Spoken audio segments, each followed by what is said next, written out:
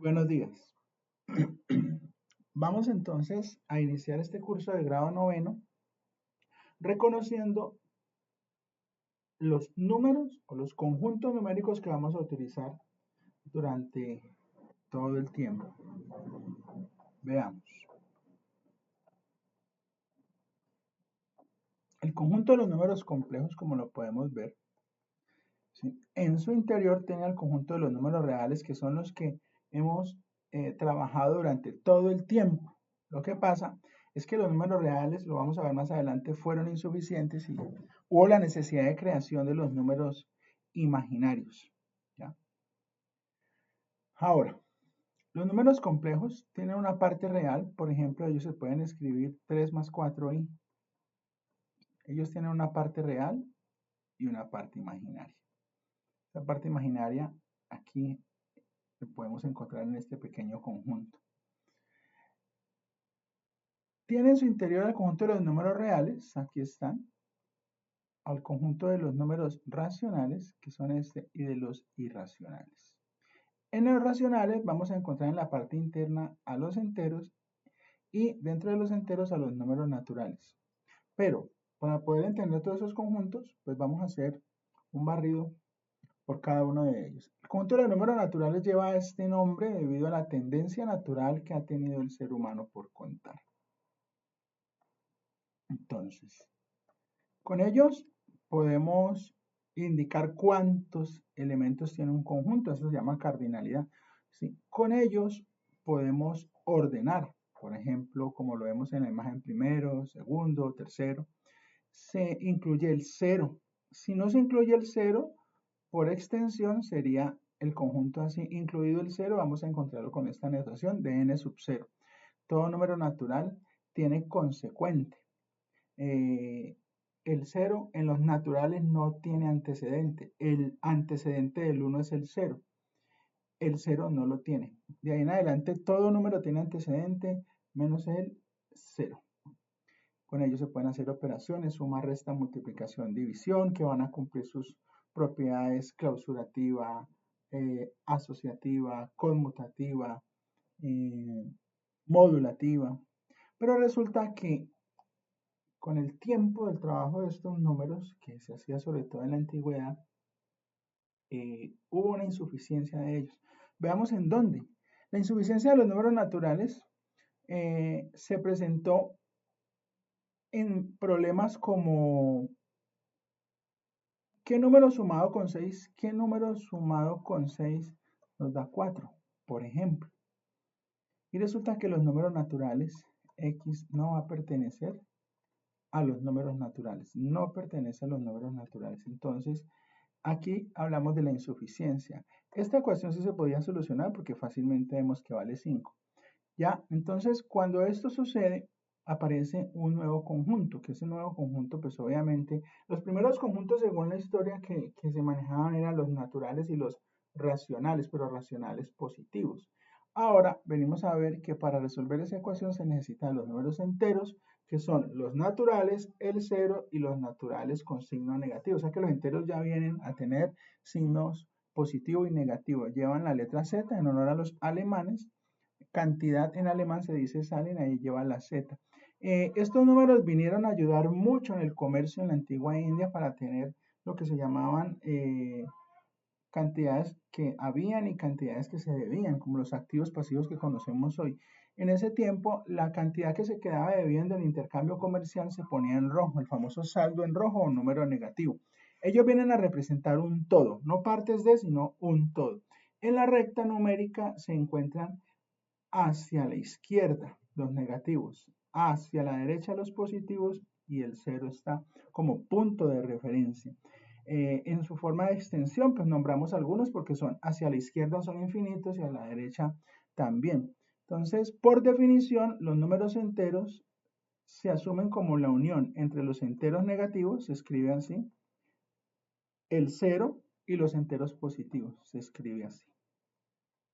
Entonces, de todas maneras, este conjunto de los números enteros a la hora de resolver ecuaciones también fue insuficiente porque como representaba un todo y no partes de un todo, entonces vinieron ecuaciones como la que voy a mostrar aquí, la ecuación 2x más 1 igual 7, donde 2x vale 6 y donde x vale 3, pues tiene solución en los números enteros porque 3 pertenece a z. Pero ecuaciones como 2x más 1 igual a 8, o sea, 2x igual a 7, no había un número entero que multiplicado por 2 diera 7. De allí la necesidad de creación de los números racionales. Pero históricamente fueron primero los naturales y después los racionales. De hecho, en la Mesopotamia antigua, en la India, los egipcios ya conocían el manejo con números racionales, aunque las operaciones que hacían con ellos eran bien largas los procesos, ya hoy por hoy tenemos procesos más sencillos. Entonces la insuficiencia de los enteros genera la creación de los números racionales Q. Estos números racionales Q llevan la Q por la palabra quotient o cociente. Ellos van a representar partes de un todo. Las fracciones racionales las vamos a conocer como la división entre dos cantidades. Esas dos cantidades son enteras. Por definición, el conjunto de los números Q las fracciones, números racionales, es la división entre dos enteros, P y Q, pero el de abajo nunca puede ser, el denominador nunca puede ser nulo. Estos números tienen, cuando uno hace la división, ellos pueden dar un número decimal exacto como 2,5 o puede dar un decimal periódico como 3,4141 y así sucesivamente. Entonces, estos números son dos tipos de decimal. Recuerda que hay decimal exacto, infinito periódico como el que está aquí y hay un decimal infinito no periódico que es el que vamos a hablar más adelante. De todas maneras, los números racionales vinieron a presentar un problema cuando ya se descubre por allá el teorema de Pitágoras y los egipcios querían calcular, por ejemplo, la longitud de la diagonal de un cuadrado. ¿Sí? Entonces, en la solución de ecuaciones cuadráticas precisamente. ¿Ya? Entonces, aquí x al cuadrado igual a 5 era buscar un número que multiplicado por sí mismo diera 5 y pues racional no lo había. ¿Ya? Hemos podido pensar en 2,1, 2,2, pero a medida que vamos haciendo aproximaciones decimales de este número, encontramos que ese valor no es un número racional, no se puede expresar como fracción. Veámoslo aquí en esta diapositiva, donde, por ejemplo, si queremos calcular la diagonal de ese cuadrado por teorema de Pitágoras, aquí lo planteamos de donde la diagonal al cuadrado vale 2.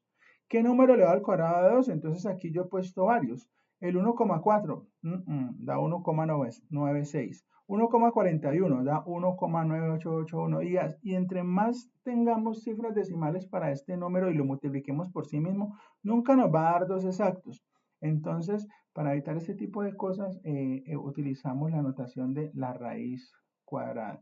Ese símbolo de la raíz cuadrada viene de la palabra root, ¿no? Esta R la escribían en minúscula y quedó ya establecida con este símbolo. Bueno, entonces acá por ejemplo vemos que con el teorema de Pitágoras, si lo aplicamos, está en la raíz de 5. Dos números idénticos que multiplicados den 5. 2 por 2, 4. 3 por 3, 9. Entonces está entre el 2 y el 3. Y empezamos a empezar en el 2,2, en el 2,25 y hacemos este mismo proceso y vamos a llegar a lo que se llama un número decimal infinito no periódico, llamado número irracional, como lo mencionamos aquí. Entonces, a él pertenecen las raíces inexactas, como lo acabamos de ver, pero también aparece el número pi. Recuerden, la división de la longitud de la circunferencia entre dos diámetros, que ya lo vimos en el grado pasado. Y el número e, que ese sí se ve en grado 11, que es el límite al infinito de una expresión matemática, 1 más 1 sobre x elevado a la x. Entonces, ese número siempre va a tender a 2,27, pero bueno, eso lo van a ver más adelante. Son números decimales infinitos no periódicos que no se pueden representar en forma de fracción. En consecuencia, los Q, intersección los I es vacía. Ahí no vamos a encontrar elementos en común. Entonces, ¿quiénes son los reales? Pues veámoslo acá. Los números reales, efectivamente, son la unión entre los Q, que están aquí, y los I, es decir, entre los quotients y los irracionales. Esos son los números reales. Si le queremos encontrar algún elemento en común, no lo hay. La intersección es vacía.